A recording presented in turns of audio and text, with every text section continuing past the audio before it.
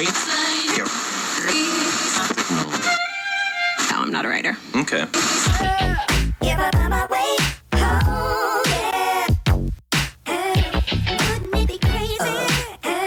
Vous êtes de plus en plus nombreux à nous suivre sur Juristude officiel, votre chaîne de partage de cours de droit. Nous sommes dimanche 19 mai 2019, messieurs et dames.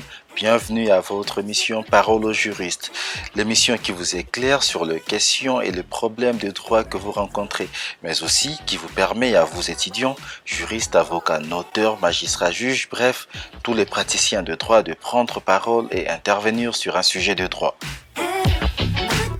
Votre émission est diffusée en direct sur la chaîne YouTube Juristude officiel tous les dimanches à 17h heure de Paris, mais aussi en différé sur le site web www.juristude.com tous les jeudis à 12h. Dans le cadre de ces numéros, nous parlerons de la responsabilité civile ou non d'une rupture de fiançailles. Avant tout, vous devez savoir que la responsabilité civile est une branche du droit qui régit la réparation du préjudice causé à autrui par une personne privée. Je vous laisse donc écouter les sujets à traiter avant de prendre les interventions de juristes. Parole au juriste. Parole au juriste.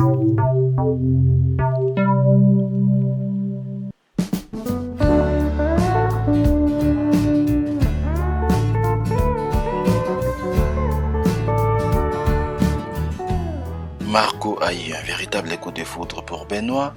Ainsi, quelques mois après leur premier baiser, Benoît a demandé à Margot de l'épouser. Il s'est mis à genoux et lui tendit la bague sertie des diamants qu'il avait héritée de son arrière-grand-mère. Alors que chacun s'évertue à organiser une fastueuse cérémonie depuis plus d'une semaine, Benoît a eu une révélation. Il est en réalité amoureux depuis toujours de Christine, sa cousine. Il rejoint Margot en plein essayage de sa robe de mariée pour la quitter devant les yeux ébahis de ses amis et de la mère de celle-ci, venue spécialement pour assister à l'essayage final de la robe. Depuis, Benoît a épousé Christine, sans témoin et dans le plus grand secret afin que leur famille ne soit pas au courant de cette union. Quant à Margot, elle tente d'oublier son chagrin en se concentrant sur sa vengeance. Elle n'a cessé de se remémorer le dernier mot de Benoît. « Je ne t'aime pas, je ne t'ai jamais aimé, je veux épouser une autre femme qui, elle, saura me rendre heureux. » Et l'humiliation publique qu'elle a alors vécue. Elle espère ne jamais lui rendre la bague de fiançailles, faire annuler son mariage avec Christine, voire obtenir des dommages et intérêts. La question était de savoir, pensez-vous que Margot pourra obtenir gain de cause? Justifiez votre réponse. Parole au juriste. Parole au juriste. Avant de passer la parole au juriste, laissez-moi vous rappeler de bien vouloir rester à l'écoute jusqu'à la fin de cette émission, car nous allons vous communiquer le sujet à traiter la semaine prochaine. Mais avant cela, pensez-vous que Margot pourra obtenir gain de cause? Que dit la loi à ce sujet? Votre point de vue nous intéresse. Parole au juriste. Parole au juriste.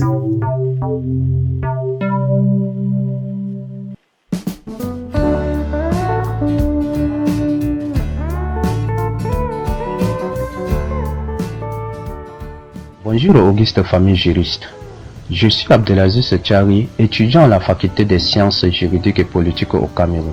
En effet, je suis vraiment ravi d'être sollicité pour intervenir sur cette question. Alors, en raison du temps qui m'ont compté, je vais vite commencer. Je m'en vais au préalable définir les fiançailles comme une période probatoire permettant à un homme et une femme qui se sont accordés à s'engager de s'apprécier mutuellement. Donc, elles présentent un intérêt indéniable dans la mesure où elles permettent aux personnes qui s'apprêtent à s'engager de se préparer à la vie conjugale. Cependant, la question principale ici, pensons-nous que Margot pourra obtenir gain de cause? La réponse à cette question est évidente. Margot a pleinement le droit de saisir la juridiction compétente pour demander gain de cause parce qu'il s'agit de la rupture abusive d'un préjudice moral qu'il faut réparer sur les fondements de l'article 1382 du Code civil camerounais qui dispose que tout fait quelconque de l'homme qui cause à autrui un dommage oblige celui par la faute duquel il est arrivé à le réparer. Secondo, oui, Margot doit en principe être restituée en cas de rupture du mariage parce que la bague est un bijou de famille. Quand bien même il y aura faute du fiancé sur le fondement de l'article 1088 du Code civil camerounais qui dispose que toute donation faite en faveur du mariage sera caduque si le mariage ne s'ensuit pas.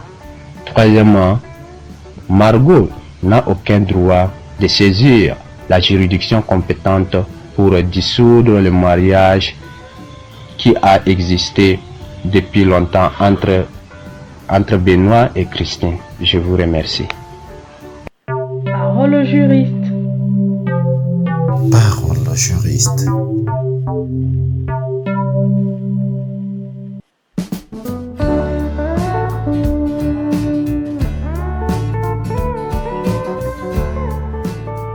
Bonjour team juriste, je suis Émile Makilimbo, étudiant première année de licence en droit, Université de Kinshasa, République démocratique du Congo. Je vous réponds à partir de Kinshasa évidemment, concernant les cas pratiques sous examen, conformément à notre législation, c'est-à-dire la législation congolaise à la matière, c'est-à-dire les codes de la famille. Et dans certaines de ces dispositions qui parlent du mariage, évidemment, article 330, et les fiançailles et la rupture des fiançailles, article 346, voire 353, je pense que Margot a toute la chance de ses côtés de faire annuler ces mariages et d'obtenir gain de cause, ainsi que les dommages et intérêts. Parce que d'après notre législation, les mariages, c'est un acte civil, public et solennel. Premièrement, ce mariage a été contracté dans toute discrétion, donc pour que les familles ne le sachent pas. Et de deux, chez nous, les mariages, dans la même disposition, les mariages, c'est quelque chose qui ne concerne pas seulement les mariés, les deux personnes, mais les mariages, c'est quelque chose qui concerne les deux familles. Alors les deux familles doivent se mettre ensemble et doivent être d'accord et accorder leur bénédiction aux enfants. De deux, il y a le problème de la rupture des fiançailles. Dans notre législation, il y a l'article 346 qui dispose que la personne à laquelle la rupture des fiançailles est imputée est tenue de tous les frais occasionnés. Vous voyez, et par les fiançailles. Donc, en outre, elle répare. Donc elle doit réparer tout préjudice causé par cette rupture.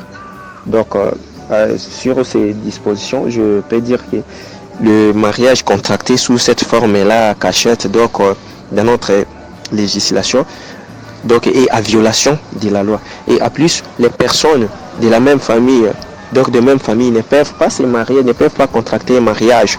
Donc le mariage ne peut pas être contacté donc à ligne collatérale directe ou indirecte chez nous. Et tel est vraiment. Donc voilà un peu notre réflexion, donc notre réponse sur les sujets. Merci. Parole au juriste. Parole au juriste.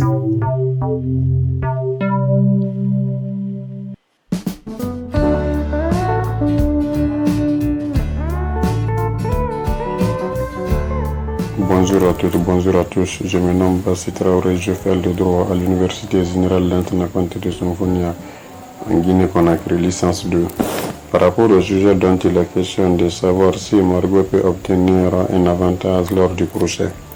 En vertu de l'article 286 du Code civil guinéen qui dispose la promesse du mariage et de fiançailles ne rend pas de mariage obligatoire. Cependant, la rupture abusive peut donner lieu à réparation. Vu cet article, je dirais que Margot peut avoir un avantage lors du procès. Mais en faisant quoi? En se mettant sur le terrain de la responsabilité civile pour pouvoir réparer les préjudices qu'elle a subis tout en invoquant la disposition de l'article 1098 du Code civil guinéen qui dispose que tout fait quelconque de l'homme, délit ou quasi délit qui cause à autrui un dommage, oblige celui par la faute duquel il est arrivé à le réparer. Vu la disposition des deux articles, je dirais que Margot peut avoir un avantage lors du procès. Je vous remercie. Parole au juriste. Parole au juriste.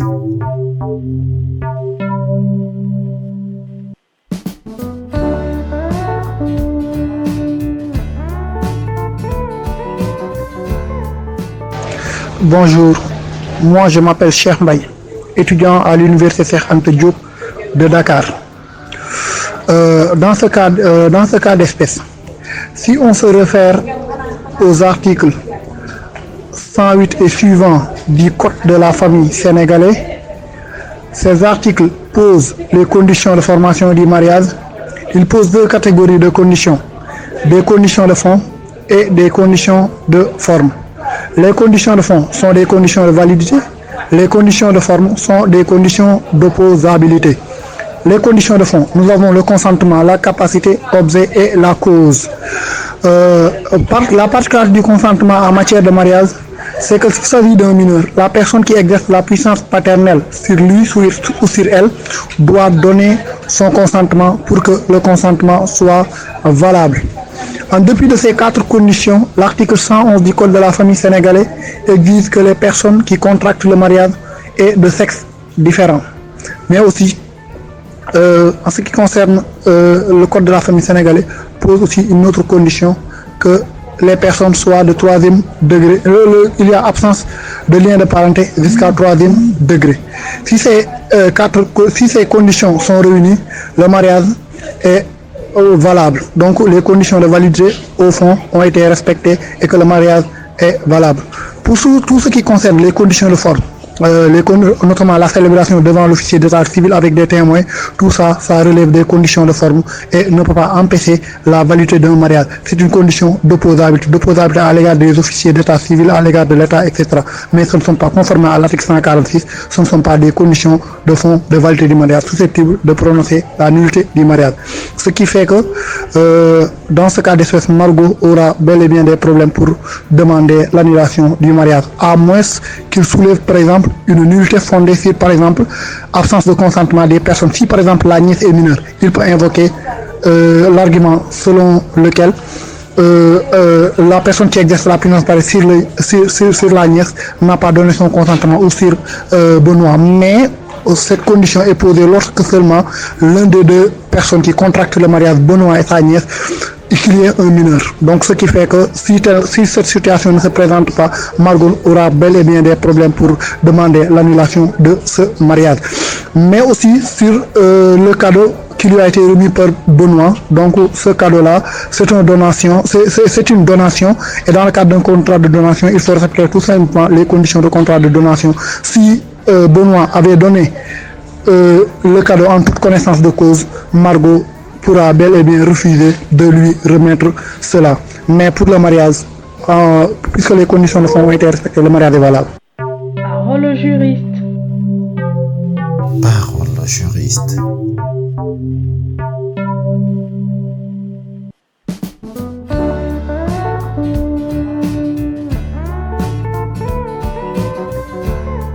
Bonsoir, j'ai vu la publication par rapport aux juristes sur Facebook. Moi, c'est Lorna Obion du Gabon. Je fais des études de droit. Donc, par rapport au cas pratique qui a été publié, moi je dirais que de 1, Margot pourra obtenir gain de cause. Pourquoi? Parce que selon l'article 198 du Code civil gabonais, il est dit que celui qui rompt de façon abusive la promesse de mariage peut être condamné à réparer le préjudice matériel ou bien moral. Donc, ce qui revient à dire que l'homme pourra être condamné à réparer le préjudice pour être condamné à réparer le préjudice moral, c'est-à-dire les dommages et intérêts, parce qu'il a rompu de façon abusive et devant sa mère, devant les personnes proches qui sont venues, qui étaient les personnes qui étaient présentes en fait, pour aider Margot à porter sa robe. Et il a fait publiquement, en un mot, il a fait publiquement, donc c'est déjà un préjudice moral. Et de deux, je pourrais dire que l'alliance, par rapport à l'alliance, selon l'article 199 du Code civil gabonais, il est dit que les fiancés peuvent, en cas de rupture, réclamer les présents qu'ils se sont faits. Moi, je dis que Margot, si l'homme décide si l'homme réclame la bague de fiançailles à Margot, Margot se devra de le lui rendre, parce que c'est un héritage, c'est quelque chose qu'il a, c'est une bague qu'il a hérité en fait. Donc c'est un héritage, si je peux le dire ainsi, familial. Donc c'est une bague qui appartenait d'abord à quelqu'un, à son grand-père, si je n'oublie pas, si je ne me trompe pas. Et ensuite il a donné à Margot comme promesse de mariage. Donc c'est ce que je pouvais répondre par rapport au cas pratique. Merci. Parole au juriste. Parole au juriste.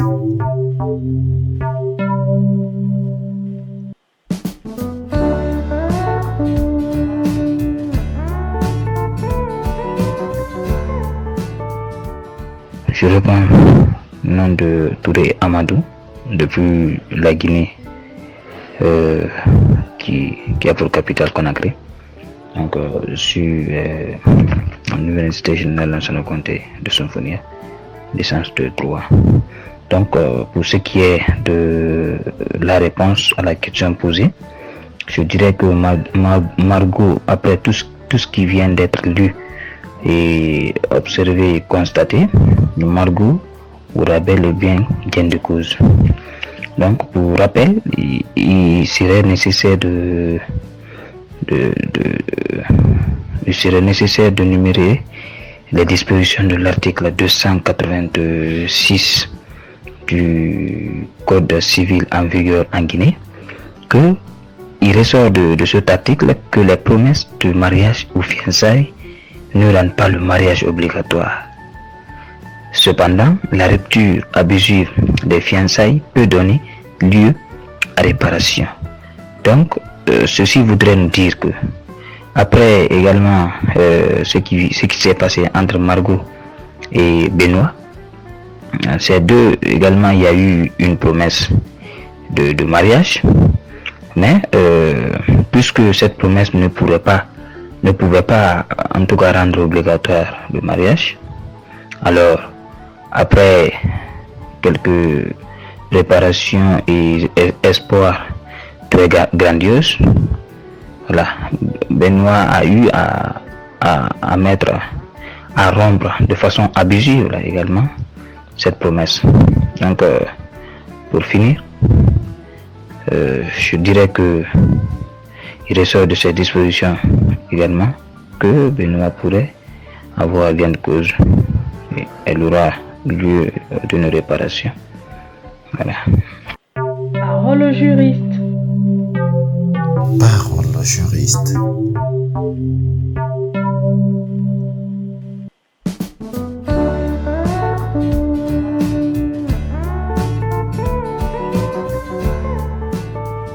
Bonsoir famille, je suis Brou en licence 2 de droit en Côte d'Ivoire. L'essor de la bague. La bague sertie de diamant est un cadeau de valeur dont elle donne lieu à restitution selon l'article 45 de la loi relative au mariage. En 2. De l'annuité du mariage de Benoît et de Christine pour rupture des fiançailles. Margot ne peut annuler le mariage de son ex-fiancé en raison que les fiançailles sont qualifiées de simples faits juridiques. Elles peuvent être rompues à tout moment. En 3. Concernant la condamnation en dommages et intérêts, D'abord, elle va faire la preuve de l'existence de leur fiançailles. Elle se fait par tout moyen.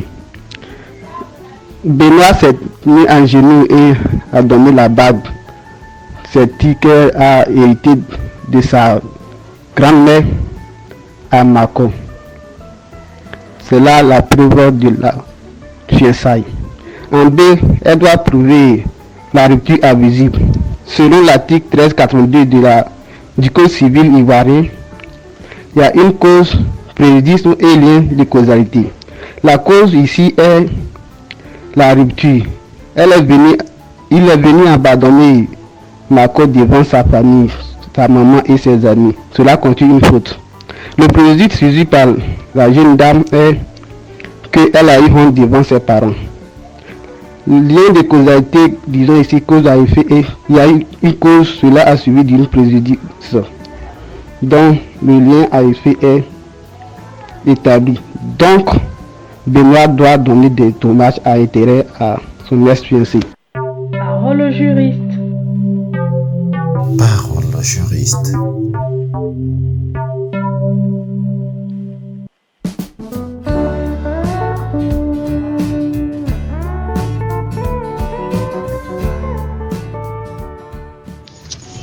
Bonjour mes frères et sœurs sur la plateforme Juristude. Vous avez Monsieur Avikomi, juriste de formation dans un cabinet d'avocats, togolais de nationalité, qui intervient par rapport au cas soumis à l'attention de tout chacun dans ce groupe. Voilà, et bien le cas ainsi soumis engorge plusieurs tentacules. Lesquels tentacules nous appellent à faire des observations minutieuses, même si la finalité est de répondre à une seule simple question. D'abord sur le mariage des cousins, c'est-à-dire le mariage entre Benoît et Christine. Le cas révèle qu'ils sont des cousins et au terme des articles 54 du code de la famille togolais, le mariage entre cousins jusqu'au 4e degré est prohibé. Le cas n'était pas clair sur le degré plutôt qui lie ces deux mariés. On en saurait se prononcer davantage là-dessus. Mais une chose est sûre, que cet équivoque peut être levé par le président du tribunal si les coutumes le permettent. Encore selon les pratiques dans certaines régions de notre pays, certaines coutumes peuvent accepter que le mariage là puisse avoir lieu. Encore faut-il que cela soit soumis à l'appréciation souveraine du président du tribunal. Voilà l'équivoque qui est là. Les cas n'étant pas clairs, on ne saura comment se prononcer davantage, étant donné que ce n'est même pas notre question. Ça, c'est un ajout. Concernant la question précise, qui est de savoir si Margot peut obtenir réparation des dommages subis du fait que son supposé mari, après avoir élaboré tout, après avoir de commun accord décidé de se marier, a d'une façon unilatérale désisté en faveur de la fameuse Christine dont il se sent très amoureux. De ce côté, cette situation nous renvoie immédiatement à l'article 40 du même code qui dispose également, je n'ai pas le code à mon niveau, je dois donner quand même l'esprit de la loi. Il dit que toute personne qui s'est sentie lésée, ou bien toute personne de qui provient la faute lorsqu'il se trouve en fiançailles, et qu'il a rompu unilatéralement les fiançailles, doit réparer le dommage que l'autre avait subi. C'est comme ça le code a disposé, si j'ai eu bonne mémoire. Donc étant donné que en l'espèce, Benoît a rompu par rapport à des malversations, par rapport à ses comportements vexatoires à l'encontre de Margot, il doit assumer la réparation des dommages que Margot a subi du fait que elle, Margot, a été quelqu'un qui s'est bien intentionné, qui est lié à un bon dévouement, disposant aussi de la bague de fiançailles, et celle-ci s'est retrouvée abandonnée en cours de route. Elle doit demander réparation des dommages, puisque sur le plan civil, selon le droit civil commun en vigueur, du simple fait de, si on va aller sur les questions de retour d'objets, parce que la question doit se poser, quel serait alors le sort de la bague de fiançailles, étant donné que Benoît l'a accueilli dans la succession. Benoît l'a accueilli, pardon. Quel serait alors le sort? Or, en l'espèce, or aussi, selon le code, tout objet, ou bien toute dépense engagée par un fiancé à l'égard de son supposé conjoint ne peut être réclamé, parce que personne ne peut dire que ça c'est pour moi et je vais te le retourner, parce que ça devient un don, et selon le don tu peux le révoquer lorsque la personne envers qui tu as fait effectuer ce don a été méconnaissant. Ici, en l'espèce, Benoît a été dans ses erreurs en disant que lui, il ne va plus l'épouser, non pas parce qu'il ne va plus l'épouser, parce qu'il ne l'aimait pas, mais au même moment, il l'a humilié. Tout ça là, ce sont des actions diffamatoires, des trucs prévus et punis par le code togolais. Non seulement le code pénal togolais, c'est une diffamation. Donc, à la question, je dirais oui. Margot peut obtenir réparation des dommages qu'elle a subis du fait de la rupture abusive du projet de leur mariage. Je vous en remercie et bonne écoute à tout le monde. Parole au juriste. Parole au juriste.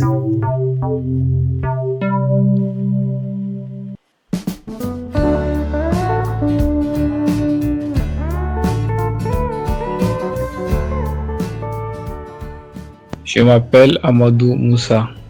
Je suis Benoît. J'ai une licence en droit public. Le cas pose le problème de la rupture abusive des fiançailles. Dans le cas d'échéance, Benoît a une révélation. Il est en réalité amoureux depuis toujours de Christine, sa cousine. Il rejoint Margot en plein essayage de sa robe de mariée pour la quitter devant les yeux ébahis des amis et de la mère de celle-ci venue spécialement pour assister à l'essayage final de la robe. Dans le cas d'espèce, les fiançailles sont une convention par laquelle un homme et une femme se promettent mutuellement le mariage. Selon la loi numéro 2002-07 portant Code des personnes et de la famille en République du Bénin, dispose en son article 118, chacun des fiancés a le droit de rompre unilatéralement les fiançailles. Toute rupture abusive peut donner lieu au paiement de dommages et intérêts, conformément aux dispositions générales de la responsabilité civile. Par conséquent, Benoît, qui a humilié Margot en plein public, ce acte constitue une rupture abusive de la fiançailles. Donc, Margot peut obtenir gain de cause. Ok, merci. Je vous remercie. Parole au juriste. Parole au juriste.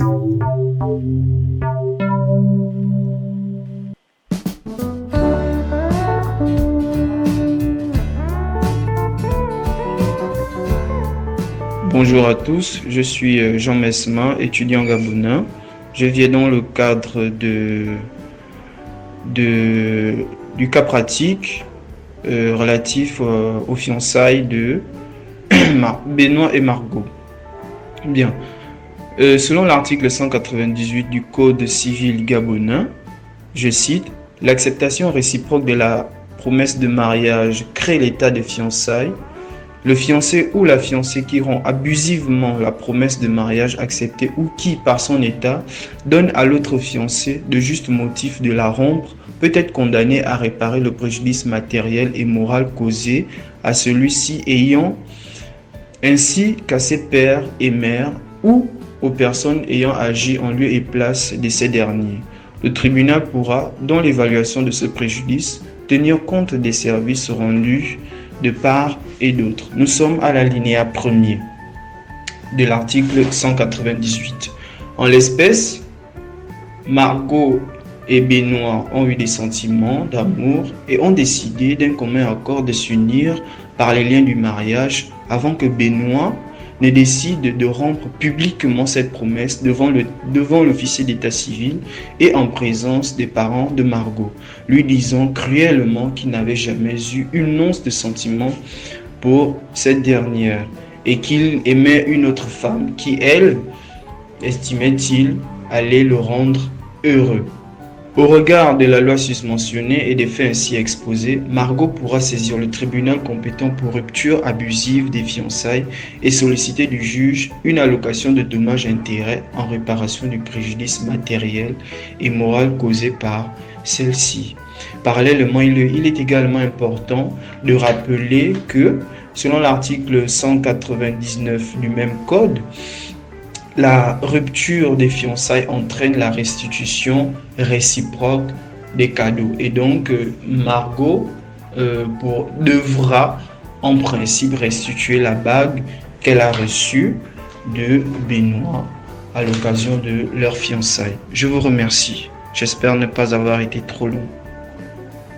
Parole au juriste. Parole au juriste.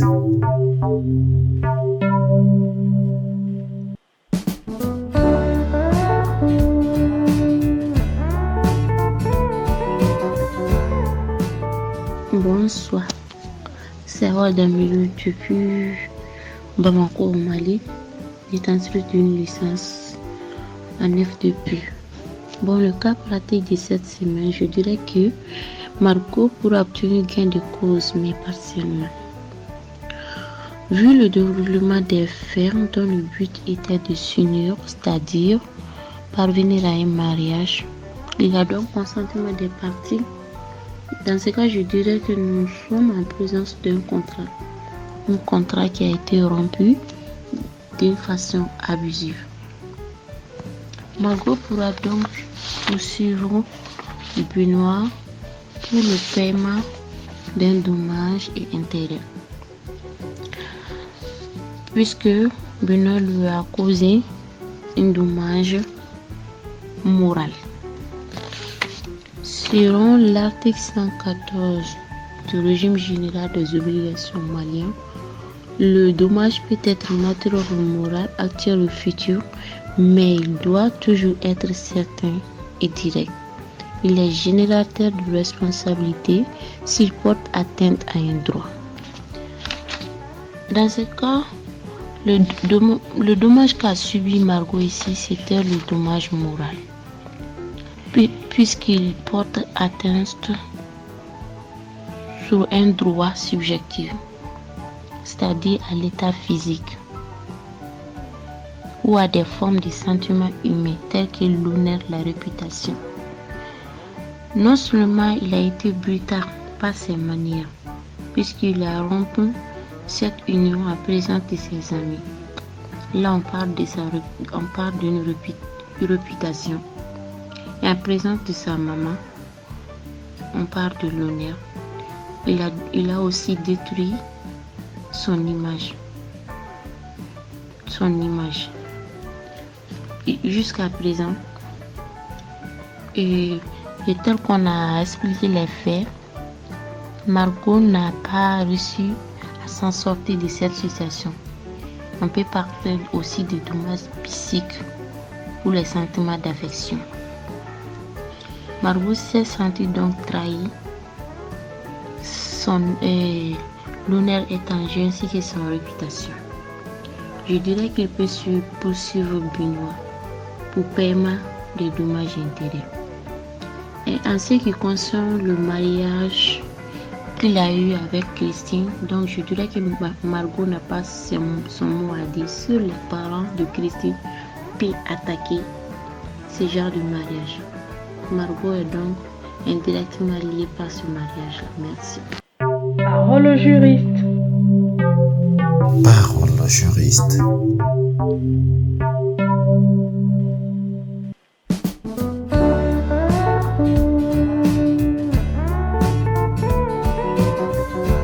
Bonsoir à tous et à toutes. Je suis Lioscar Pierre. Je suis né en Haïti. Je suis également étudiant en 4e année sciences juridiques. D'après l'article 177 du Code civil haïtien, tout mariage qui n'a point été contracté publiquement et qui n'a point été célébré devant l'officier de l'état civil compétent peut être attaqué par les époux eux-mêmes, par les pères et mères, par les ascendants et par tous ceux qui ont un intérêt né et actuel, ainsi que par le ministère public. Soulignons que ce mariage-là peut être attaqué par tous ceux qui ont un intérêt né et actuel. Donc Margot peut attaquer ce mariage parce qu'il a un intérêt né et actuel. Et l'article 59 du Code civil dit que en ligne directe, le mariage est prohibé entre tous les ascendants et descendants légitimes ou naturels et les alliés de la même ligne. Donc, Margot peut attaquer ce mariage parce que l'autre personne a marié avec sa cousine. Et la loi interdit le mariage entre tous les ascendants et descendants. Donc Margot peut attaquer ce mariage, peut demander pour que ce mariage soit annulé. Et il peut demander des dommages et intérêts parce que l'autre personne lui a causé du tort. Puisqu'il a causé du tort, il peut demander des dommages et intérêts. D'accord. Parole au juriste. Parole au juriste.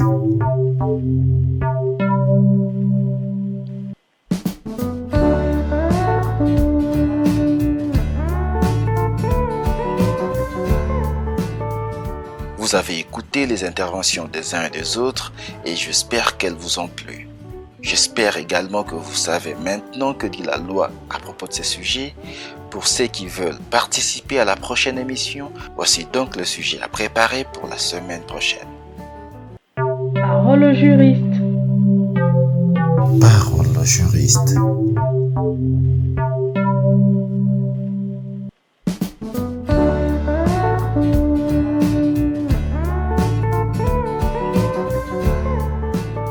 Henri vient vous voir ce mardi soir parce qu'il sait que vous êtes étudiant de droit. Vous êtes juriste, vous êtes avocat, vous êtes notaire, bref, vous êtes praticien de droit. En effet, le 15 mai 2019, Henri a fait l'acquisition d'une superbe montre d'une célèbre marque qui l'affecte tant et qui aurait en outre apparu à sa vedette préférée décédée depuis plusieurs années auprès d'un acheteur sur un célèbre site internet de vente d'objets entre particuliers. Henri a décidé d'envoyer un mail au vendeur et s'est porté acquéreur du bien. Ils se sont rencontrés, le contrat a été conclu. Henri a payé la somme demandée et le vendeur lui a remis la montre tant convoitée. Cependant, il s'apercevra 2 jours plus tard par des recherches qu'il a menées qu'il ne s'agit ni du bon modèle et encore moins de celle ayant appartenu à sa vedette préférée. Qu'est-ce que je peux faire juridiquement? Henri vous demande alors. Essayez de répondre à sa question en s'appuyant sur les principes du droit et ou sur la législation de votre pays. Quant aux conditions, répondez par message vocal audio WhatsApp au numéro +212 617 722 389. Avant toute réponse, présentez-vous d'abord votre nom, votre pays, ce que vous faites, etc. Votre réponse plus présentation doit être contenue dans une seule note vocale n'excédant pas 3 minutes. Répondre selon les textes juridiques de votre pays et vous avez jusqu'au vendredi 24 mai 2019 à 23h59 pour envoyer votre réponse. Quant à moi, je vous dis À la semaine prochaine. Parole au juriste. Parole au juriste.